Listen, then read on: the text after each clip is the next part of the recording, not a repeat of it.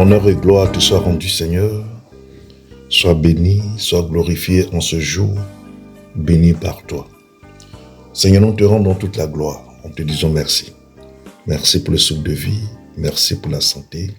Merci toi qui pourvois aux besoins et pour le combat que tu mènes dans le secret. Pour chacun d'entre nous, au nom de Jésus. Père, je m'efface afin que Dieu, tu prends le contrôle de toutes choses, que tu viennes te manifester, te glorifier. Béni sois-tu, Père, parce que Dieu, tu disposes chacun d'entre nous, être en communion avec l'Esprit de Dieu et être à l'écoute de ta parole. Merci, Seigneur, que la gloire te soit rendue. Dans le nom puissant de Jésus, je t'ai prié. Amen. Bien-aimés en Christ, je vous salue. Je vous dis salutations dans la gloire du Seigneur, dans votre position actuelle. Là où vous vous trouvez en ce moment où vous recevez ce message. Nous allons prendre nos Bibles et nous allons lire deux passages. Un passage dans l'Ancien Testament et un passage dans le Nouveau Testament. Donc on va aller dans Lévitique 27. Lévitique 27, versets 30 à 34. Et ensuite, on va aller lire Hébreux 7, versets 1 à 3. Hébreux 7, versets 1 à 3. Et puis Lévitique 27, versets 30 à 34. Je lis Lévitique d'abord. Lévitique 27, versets 30 à 34. Je lis la parole de Dieu avec respect et considération et avec sincérité de cœur. Lévitique 27, 30 à 34. Toute dîme de la terre, soit des récoltes de la terre, soit du fruit des arbres, appartient à l'Éternel. C'est une chose consacrée à l'Éternel. Si quelqu'un veut racheter quelque chose de sa dîme, il y ajoutera un cinquième. Toute dîme de gros et de menu bétail sera une dîme consacrée à l'Éternel. Toute dîme de gros et de menu bétail, de tout ce qui passe sous la houlette, sera une dîme consacrée à l'Éternel. On n'examinera point si l'animal est bon ou mauvais, et l'on ne fera point d'échange. Si l'on remplace un animal par un autre, ils seront l'un et l'autre chose sainte, et ne pourront être rachetés. Tels sont les commandements que l'Éternel donne à Moïse pour les enfants d'Israël sur la montagne de Sinaï. On va maintenant lire Hébreux 7, verset 3 et verset 1 à 3. Hébreux 7, verset 1 à 3.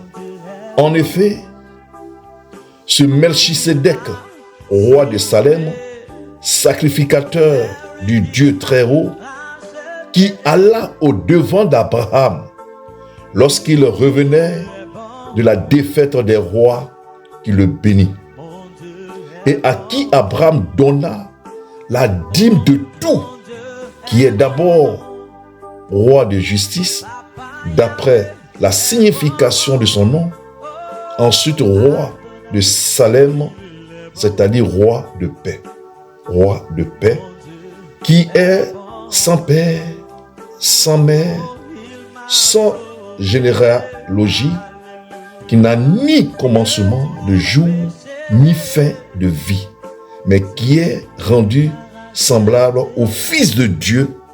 Ce Melchisédek demeure sacrificateur à perpétuité. Amen. Bien-aimés, beaucoup de personnes m'ont sollicité pour que je puisse donner un enseignement sur la dîme. Beaucoup me demandent, est-ce qu'on doit donner la dîme? Est-ce qu'on ne doit pas donner? Est-ce que la dîme est obligatoire? Pourquoi certains hommes de Dieu disent qu'il faut donner, d'autres disent de ne pas donner? Ce sont des choses sur lesquelles je n'aurais pas voulu vraiment donner un point de vue d'un enseignement. Mais beaucoup parmi vous m'ont sollicité et j'ai commencé à prier le Seigneur. Et le Seigneur m'a donné ces 2 passages. C'est vrai, il y a plusieurs passages que tout le monde connaît. Beaucoup se basent sur Malachie 3, versets 7 à 12 pour parler de la dîme. Sinon, il y a Nombre 18, 25 à 32, Lévitique 27, 30 à 40, Malachie 3, 7 à 12, Hébreux 7, 1 à 3, 1 Corinthiens 9, 1 Corinthiens 9, 13 à 14. Vous voyez, il y a même il y a aussi dans Matthieu, dans Luc, dans Marc, il y a plusieurs passages qui parlent de la dîme. De la dîme. Je voudrais, dans le nom du Seigneur, aujourd'hui, parler de la dîme et de ses retombées. La dîme et ses retombées. La dîme et ses retombées. C'est le thème de mon message. La dîme et ses retombées. Et j'aimerais que chacun d'entre vous ou chacune puisse prêter attentivement l'oreille pour mieux comprendre ce que c'est que la dîme, pourquoi la dîme et est-ce qu'il y a plusieurs sortes de dîmes, comme les offrandes où il y a 8 différentes offrandes. Là, c'est la dîme. Il y a beaucoup de préoccupations et beaucoup de problèmes, beaucoup de malentendus sur la dîme. J'aime pas prêcher sur l'argent, des trucs comme ça. Ce n'est pas dans mes habitudes et mon éducation ne me permet pas non plus. Mais dans l'œuvre de Dieu, nous sommes souvent obligés d'apporter notre contribution selon que l'Esprit de Dieu nous conduit. C'est quoi la dîme? La dîme est la clé fondamentale de la prospérité. La dîme est la clé fondamentale de la prospérité. David est béni, Salomon a été béni à cause du fait qu'il donnait plus que 10% de la dîme et il faisait beaucoup d'offrandes à Dieu. La dîme, c'est le 10e de notre revenu. C'est-à-dire quoi? Toi qui es élève, qui reçoit ce qu'on appelle une bourse chaque mois ou chaque 2 mois ou chaque 3 mois, le montant que tu reçois, tu dois donner ta dîme à Dieu. Toi qui fais un commerce, chaque jour, dans le bénéfice que tu reçois, tout ce que tu reçois chaque jour, tu enlèves 10%, tu mets de côté. 10%, tu mets de côté jusqu'à la fin du mois. Et c'est ça qui va constituer ta dîme du mois sur les activités que tu fais. Et même si quelqu'un te fait une offrande, te donne de l'argent, tu dis, tu rends visite ou bien tu vas rendre visite et on te donne le transport. On dit, tiens, voilà, prends ça sur toi. Tu dois enlever la dîme dans cette somme. Tu dois enlever la dîme dans cette somme. Quelle que soit la somme que tu reçois dans la journée, qui t'est revenue, c'est pour toi, tu dois enlever la dîme, mettre de côté dans une enveloppe. L'année est constituée de 12 mois. Donc, tu dois avoir 12 enveloppes pour l'année. Tu dois avoir 12 enveloppes pour l'année. La dîme, c'est un impôt sur le revenu divin qui est assuré. On peut dire payer sa dîme comme donner sa dîme, mais j'aime bien le mot donner sa dîme librement, avec amour et joie. C'est un minimum absolu de la loi de Dieu pour la liberté, la prospérité et l'abondance financière. La dîme permet aussi de jouir des bénédictions infiniment variées de Dieu. Je vais revenir dessus tout à l'heure. De même que de sa protection divine. La dîme ouvre les écluses des cieux pour l'abondance de Dieu sur ta vie. La dîme ouvre aussi la canalisation non seulement de la prospérité financière, mais aussi de la prospérité en santé et en autres bienfaits physiques et matériels du Seigneur dans ta vie. Donner la dîme à Dieu permet à Dieu de menacer personnellement. C'est vrai que Dieu menace personnellement le manquement et le besoin dans notre vie en repoussant celui qui est la cause de nos difficultés, de nos malheurs, qui est le diable. Est-ce que la dîme est obligatoire? Oui, la dîme est obligatoire. Je répète, la dîme est obligatoire. La dîme est le salaire des hommes de Dieu aussi. Quand vous donnez votre dîme à Dieu, vous êtes heureux, en bonne santé et il y a la prospérité qui accompagne. Oui, la dîme est obligatoire. Mais on ne peut pas morceler la dîme. C'est-à-dire quoi? C'est-à-dire que fin de ce mois, tu prends ta dîme, tu donnes à tel homme de Dieu. Et la même dîme là, tu dis bon, cette fois-ci, au lieu de donner tout à l'homme de Dieu ou à la servante de Dieu, je vais prendre une partie, je donne à pasteur tant, l'autre partie, je donne à la prophétesse tant. La dîme ne se morcelle pas, c'est-à-dire que ça se prend pas en petites parties, on ne divise pas en plusieurs parties, ou même en deux parties, pour donner à deux hommes de Dieu différentes. Non, non, on ne donne pas à deux personnes différentes. On ne donne pas sa dîme à deux personnes différentes. C'est pas possible. Ça ne se fait pas. Ça ne se fait pas. Il y a 5 éléments que je vais vous faire comprendre concernant la dîme, avant de parler des retombées de la dîme. Le premier élément, c'est la responsabilité. Une personne qui donne sa dîme est responsable. Dieu te considère comme une personne responsable, un enfant responsable, respectueux. Deuxième élément, la discipline. C'est que tu es discipliné. Toute personne qui donne sa dîme est disciplinée. Troisième élément, l'honnêteté. Parce que tu ne voles pas Dieu, mais tu es honnête envers Dieu. Donc il y a l'honnêteté en toi, la vérité en toi. Quatrième élément, l'assiduité.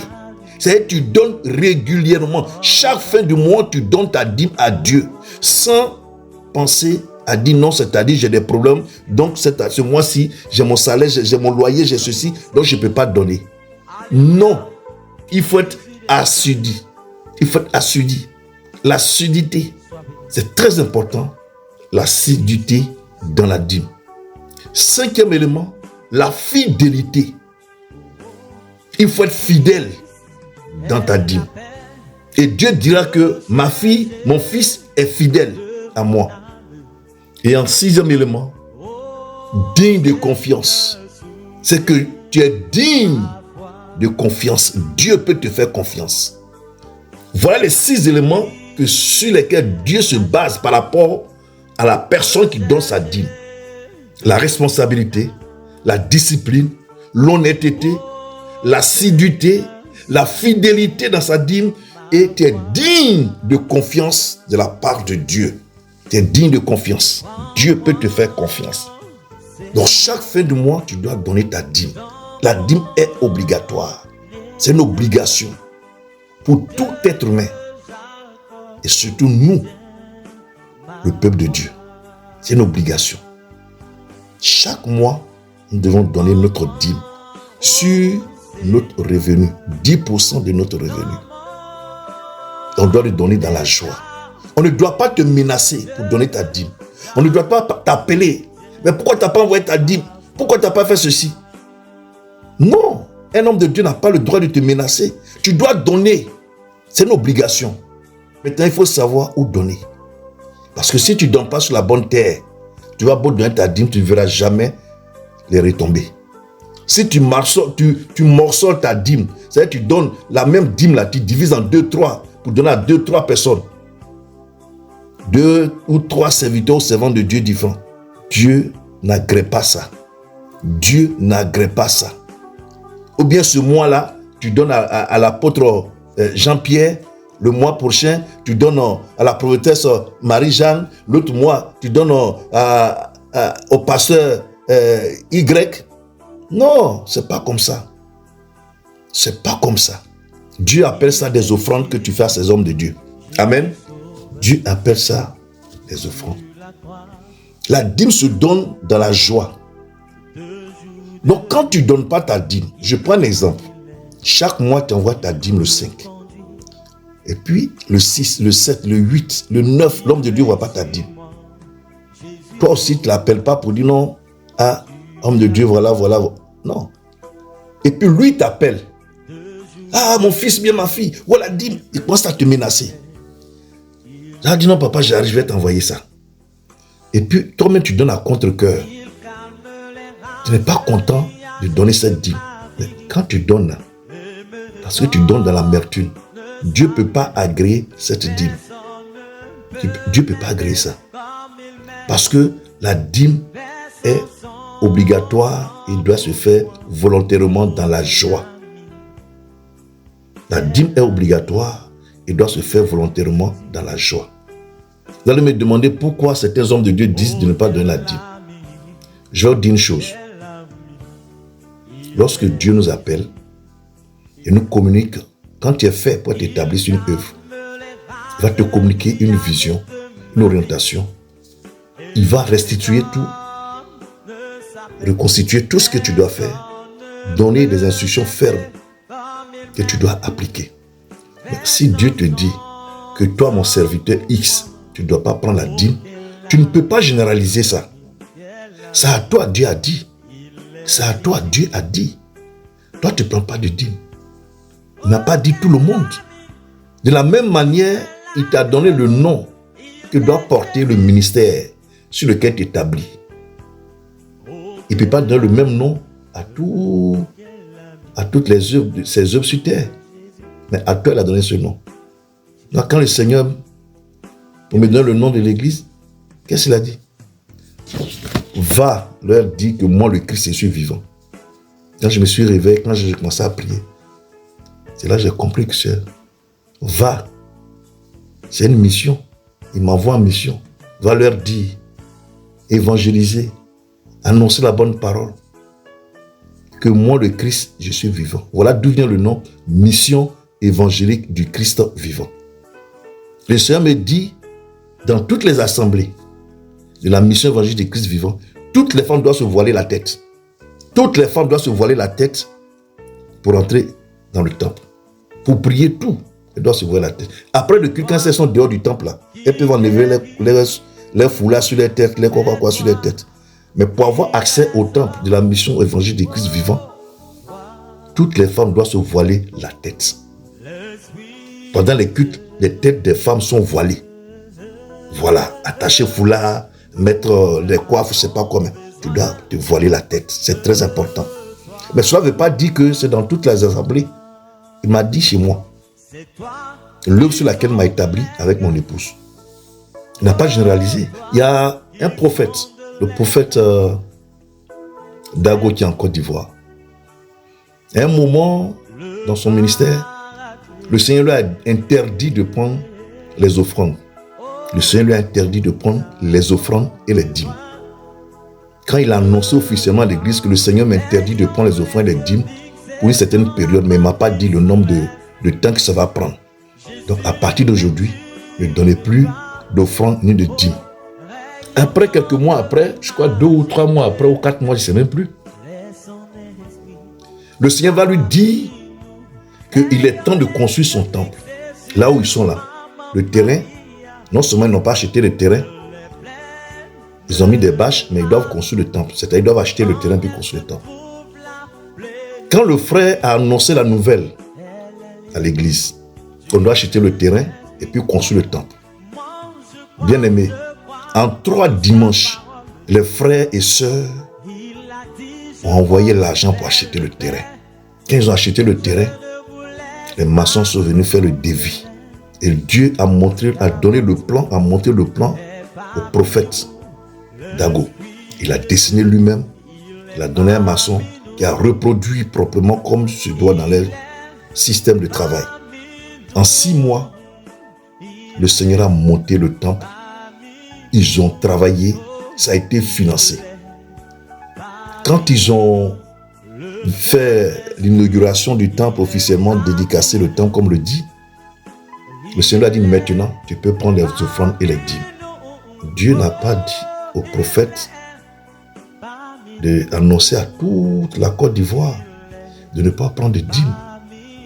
Voilà les erreurs que certains hommes de Dieu et certains servants de Dieu font faire aux enfants de Dieu. La dîme fait partie des 5 clés qui ouvrent les portes du paradis. Je répète, la dîme fait partie des 5 clés qui ouvrent les portes du paradis. Je vais donner un enseignement dessus, sur les 5 clés qui ouvrent les portes du paradis. Vous allez mieux comprendre. Donc la dîme est obligatoire. Et on doit donner notre dîme chaque fin de mois. Sur tout ce qu'on trouve comme argent chaque jour, on doit enlever la dîme. Quel que soit ce que tu reçois comme argent pour toi-même dans la journée, tu enlèves la dîme. Tu fais une activité, tu enlèves la dîme. Et tu donnes soit à l'église, soit à l'homme de Dieu qui prie avec toi, au téléphone ou je ne sais pas quoi. Tu es dans une église, dans une assemblée comme le dit. Ta vie ne change pas, il n'y a pas d'évolution. Et tu donnes ta dîme, tu ne vois pas d'évolution. Et puis un jour, le Saint-Esprit permet qu'on te mette en contact avec un serviteur de Dieu ou un servant de Dieu. Tu vas commencer à prier, les choses commencent à changer dans ta vie. Ça veut dire que c'est cet homme de Dieu ou bien cet servant de Dieu qui est ta terre bénie. C'est ton Canaan. C'est là que tu dois commencer à donner ta dîme. Et dans l'assemblée où tu vas, ton église, tu vas là, tu fais que des offrandes. Mais ta dîme là, tu envoies là. Et Dieu va bénir puissamment ta vie. Que Dieu vous aide à comprendre. Donc, la dîme c'est ça. La dîme est obligatoire. La dîme est obligatoire. Quelles sont les retombées de la dîme? C'est le mystère de la dîme. La dîme entraîne la levée. La dîme apporte la faveur dans ta vie. La dîme apporte les aides dans ta vie. La dîme apporte de la saveur dans ta vie. La dîme apporte une solution à tes préoccupations.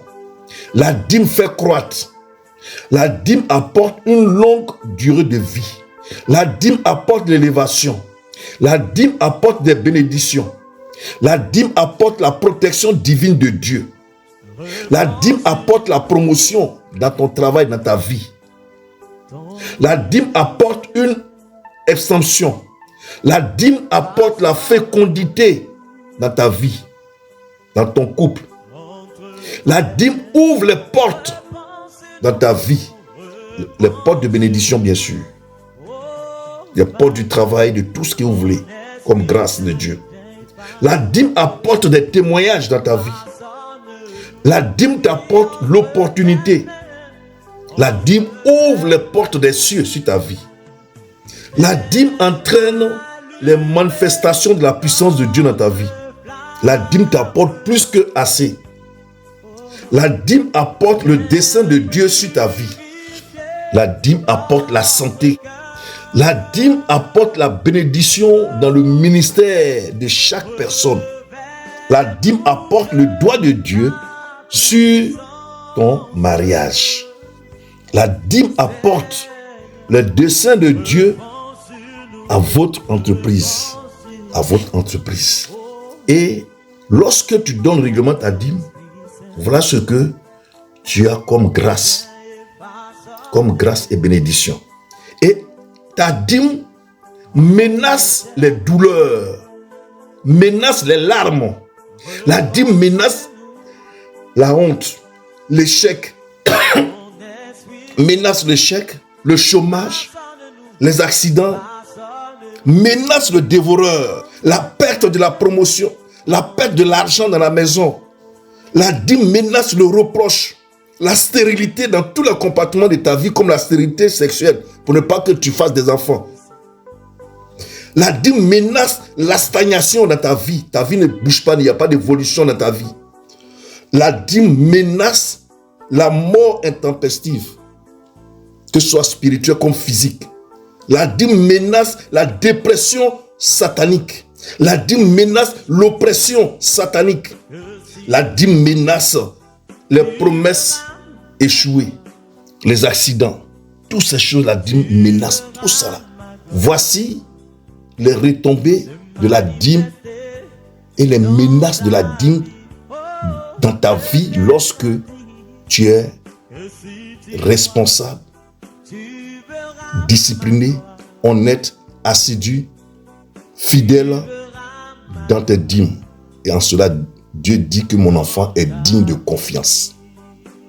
Voilà les retombées de la dîme et ce que menace la dîme dans ta vie. Ce que je voudrais dire aussi, ça c'est la dîme que tout le monde doit donner. Maintenant, il y a la dîme des dîmes.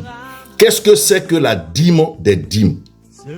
La dîme des dîmes, ce sont les hommes de Dieu, les servants de Dieu qui sont la tête d'une œuvre où tout serviteur de Dieu doit donner lui sa dîme à son père dans la foi chrétienne ou bien à sa mère dans la foi chrétienne qu'on appelle le père, que les religieux appellent le père spirituel ou la mère spirituelle. Sinon, en réalité, on dit le père dans la foi chrétienne ou bien la mère dans la foi chrétienne. Mon fils dans la foi chrétienne ou ma fille dans la foi chrétienne. La dîme des dîmes, c'est quoi?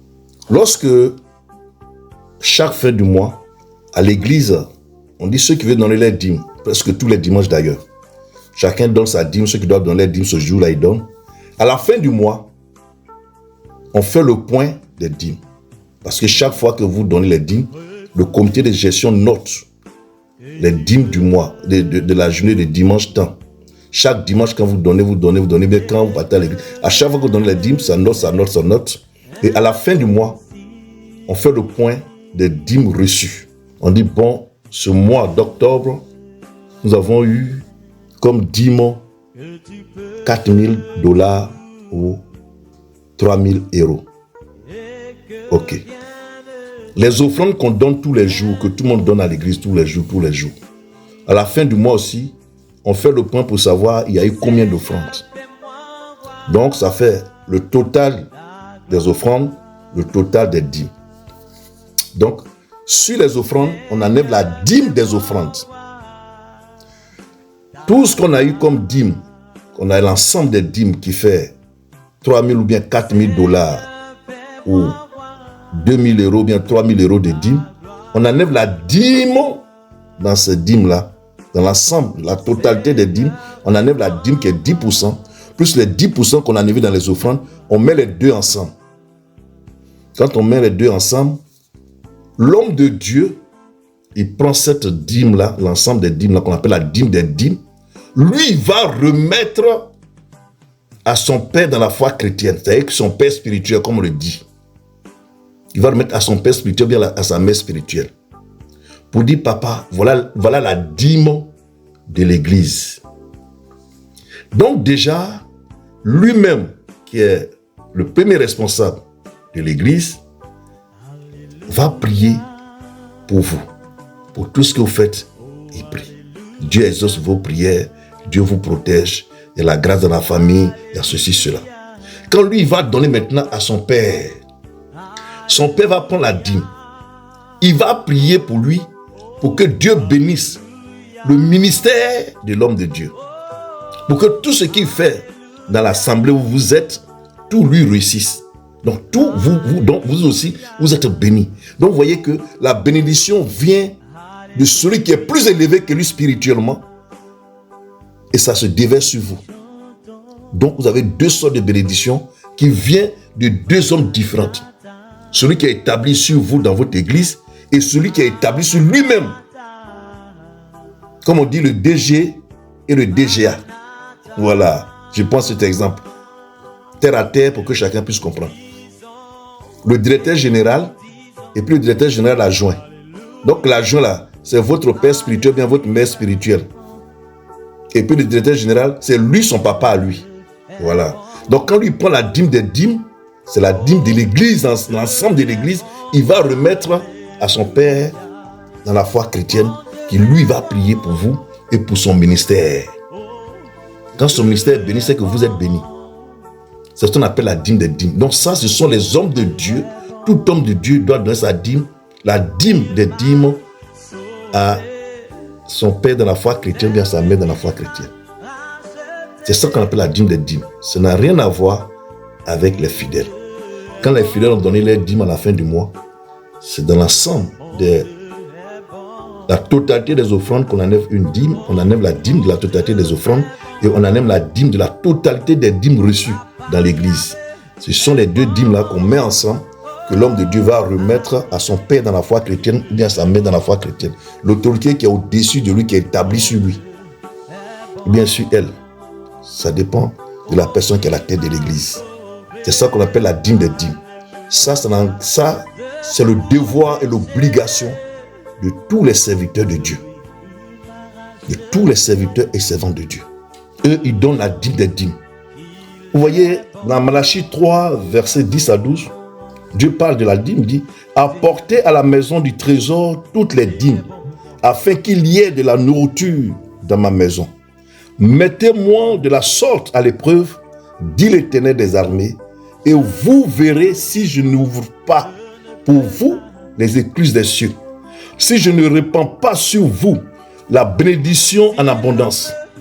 Pour vous, je menacerai celui qui dévore, et il ne vous détruira pas le fruit de la terre, et la vie ne sera pas stérile dans vos campagnes. Dit l'Éternel des armées. Toutes les nations vous diront heureux, car vous serez un pays de délices, c'est-à-dire des personnes de délices, dit l'Éternel des armées.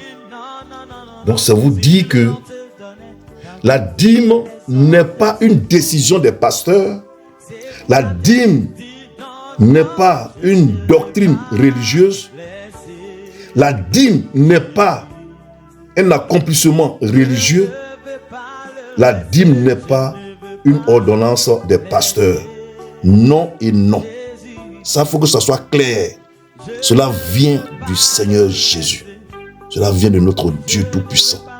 C'est pour ça qu'on parle de la dîme dans l'Ancien Testament et dans le Nouveau Testament.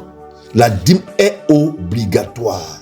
Mais on ne peut pas menacer une personne pour sa dîme et on ne peut pas non seulement morceler la dîme, c'est-à-dire partager la dîme à 2 hommes ou 3 hommes de Dieu dans le même mois. C'est pas possible, ça ne se fait pas. Ça ne se fait pas, on donne la dîme à une seule personne. Donc la dîme, elle est obligatoire. Elle est une alliance pour exploiter l'abondance surnaturelle dans nos vies, dans nos foyers. Ésaïe 1, 19 nous dit quoi? Si vous avez de l'abondance, si vous avez de la bonne volonté, et si vous êtes obéissant, vous mangerez les meilleurs produits du pays. Vous mangerez les meilleurs produits du pays. Alors, bien-aimés, voici l'importance de la dîme. L'obligation de donner sa dîme ou de payer sa dîme si vous voulez. Mais c'est une obligation. Avoir 9 enveloppes pour chaque mois, une enveloppe. Envoyez à l'homme de Dieu ou à la servante de Dieu qui prie pour vous, qui jeûne pour vous, ou bien dans votre église. Cela est très important. Vous allez voir un changement dans votre vie. N'écoutez pas les hommes de Dieu qui disent qu'on ne donne pas la dîme. Si Dieu leur a dit de ne pas prendre la dîme dans leurs églises, il ne doit pas généraliser. Ça concerne que eux et leur ministère. Ça ne concerne que eux et leur ministère. Il faut être responsable, discipliné, honnête, assidu et être fidèle pour être digne de confiance devant Dieu en donnant sa dîme régulièrement, dans la joie, dans l'amour. Que Dieu, dans son amour infini, vous bénisse puissamment, vous qui donnez vos dîmes, et bénisse vous qui ne donnez pas, parce qu'à partir de cet enseignement, vous allez commencer à donner vos dîmes, et que la grâce de Dieu surabonde dans vos vies. Que le Seigneur bénisse vos entrailles, que le Seigneur bénisse le fruit de vos mains, que le Seigneur bénisse vos bouches, que dans son amour infini, qu'il combat tous ceux qui vont vous empêcher de donner vos dîmes à partir d'aujourd'hui, et que sa main soit sur vous. C'est dans le nom de Jésus que je proclame cela dans vos vies. Amen, amen, amen. Oh, alléluia.